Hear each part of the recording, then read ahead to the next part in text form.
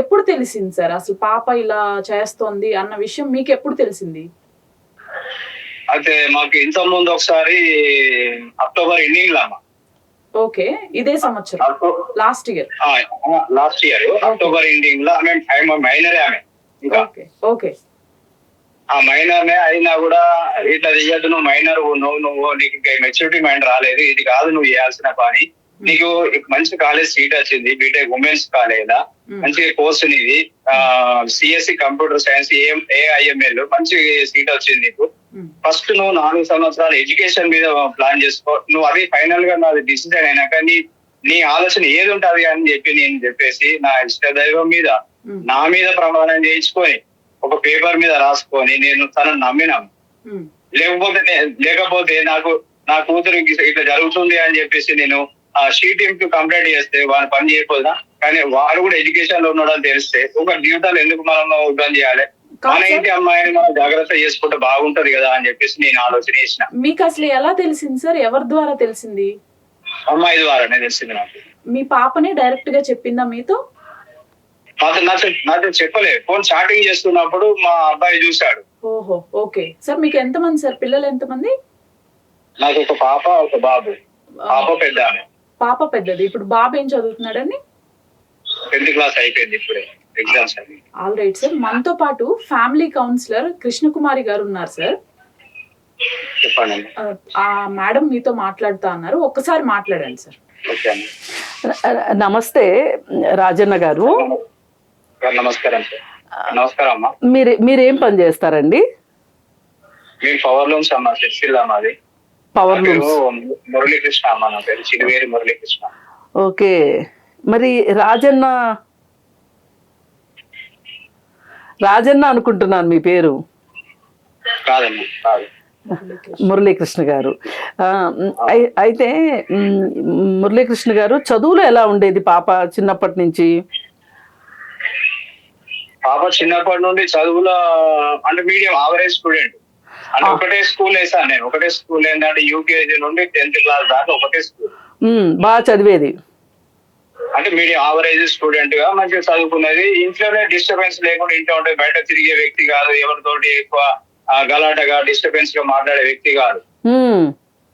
మేము ఫ్యామిలీలో ఎక్కడ ఫంక్షన్ తీసుకపోయినా కూడా అక్కడ ఒక ఉత్సాహంగా ఎంజాయ్మెంట్ గానే ప్రవర్తించే వ్యక్తి కాదు, సౌమ్యంగా ఉండే వ్యక్తి. మాకు ఎటువంటి కుటుంబంలో ఏంటంటే నాకు చదువు లేకపోయినా మా ఫ్యామిలీ కూడా చిన్న ఫ్యామిలీ, పవర్ లూమ్స్ ఫ్యామిలీ నడుపుకొని బతుకుతాము. నాకు లేకపోయినా నా పిల్లల భవిష్యత్తు బాగుండాలని నేను కష్టపడుతూ వాళ్ళ గురించి ఆలోచన చేసుకుంటేనే నేను ఆ జాగ్రత్తగా కాపాడుకున్నా. వాళ్ళు కూడా, ఆ పాప కూడా నాకు అట్లనే వెదిలింది. ఓకే. మరి 10th క్లాస్ దాకా ఒకటే స్కూల్. అప్పుడు కరోనా, 10th క్లాస్ అనే పీరియడ్ కరోనా, ఇంట్లోనే ఉంది, ఎటు వెళ్ళలే, అందరం ఇంట్లోనే ఉన్నాం. ఆ తర్వాత నాకు ఇంటర్మీడియట్ మంచి భవిష్యత్తు ఇవ్వాలని నిర్ణయం చేసుకున్నా కాబట్టి తన కోసం అని చెప్పేసి మంచి కాలేజ్ ఎందుకు సిరిసిల్లాలో అయితే మళ్ళీ అంత బాగాలేదు. మేము ఉన్నది కూడా స్లమ్ ఏరియా, మాది స్లమ్ ఏరియా. కొంచెం బాగుంటది, డిస్టర్బెన్స్ ఉంటది, పిల్లలు వచ్చినా పోయినా తనను ఓన్ గా ఇచ్చిపెట్టాల్సి ఉంటది, మంచిగా ఉంటది. కొంచెం తను నాలెడ్జ్ పెంచుకోవాలంటే కొంచెం వేరే అట్మాస్ఫియర్ లో ఉండాలని చెప్పేసి నేను కరీంనగర్ లో ఆల్పోస్ట్ కాలేజ్, ఉమెన్స్ కాలేజ్ వేసాను. అంటే ఇంటి దగ్గర నుంచి వచ్చిపోయేదా? With hostel. హాస్టల్ ఎంత ఖర్చు పెట్టారండి అప్పుడు? నెలకి, సంవత్సరానికి ఎంత ఫీజు? సంవత్సరానికి ఒకసారి 90,000, ఒకసారి ₹1,00,000. అంటే సంవత్సరానికి 1,90,000. ఒక సంవత్సరం 90,000, ఒక సంవత్సరం ₹1,00,000. మరి ఇప్పుడు అవి మీకు కట్టడం మీకు ఏమైనా ఇబ్బంది అయిందా, లేకపోతే పాప కోసమే చేశారా ఇదంతా?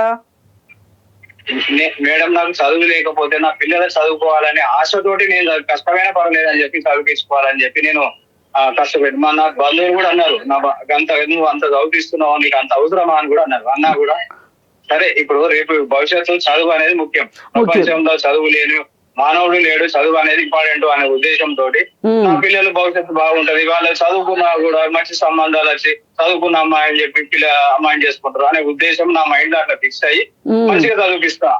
నాకు ఇప్పుడు ఏం ఇబ్బంది ఉన్నది, నాకు ఒక అమ్మాయి ఒక అబ్బాయి, నా కుటుంబానికి 15,000 వేతనము, 20,000 వస్తున్నది, 5,000 చీట్ వేసుకొని చదివించుకున్నా కూడా జాగ్రత్తగా ఉంటది అని చెప్పేసి నేను ఆ రకంగా చదివించుకునే ఆలోచన చేసి నా మైండ్ సెట్ తోటి నేను చదివిస్తూ వచ్చిన. చాలా మంచి పని చేశారండి మీరు. మరి మీకు ఏమన్నా స్థిరాస్తులు ఏమైనా ఉన్నా? ఇల్లు అది సొంత ఇల్లేనా? మా తల్లిదండ్రులు ఉన్న ఇంట్లో ఉంటున్నాం అమ్మ. మా తల్లిదండ్రులు అంటే మాకు ఇది గవర్నమెంట్ ల్యాండ్, గవర్నమెంట్ దాదాపుగా 84లో ఇచ్చిందన్న. ఓ, ఈ సమ్ ఏరియాలో గవర్నమెంట్ లేబర్లకు ఇచ్చింది అన్నట్టు. అందులో మా నాన్న లేబర్ అప్పుడు ఉన్నప్పుడు ఇచ్చిరు. అందులో మేము పార్టీషన్ గా మా ముగ్గురు అన్నదమ్ములము, మాకు ఒక చెల్లె, మేము పార్టీషన్ గా రూములు చేసుకొని మా జీవితం మేము గడుపుతున్నాం. ఇప్పుడు మీకు ఇంతకు మించి వేరే ఆస్తులు లేవు? నాకు వేరే ఆస్తులు లేవు. ఏదైనా మీరు పిల్లలే ఆస్తి అనుకున్నారు, అంతే. వాళ్ళ కోసమే వాళ్ళు పైకి వస్తే ఇంతే చాలు అనుకున్నారు.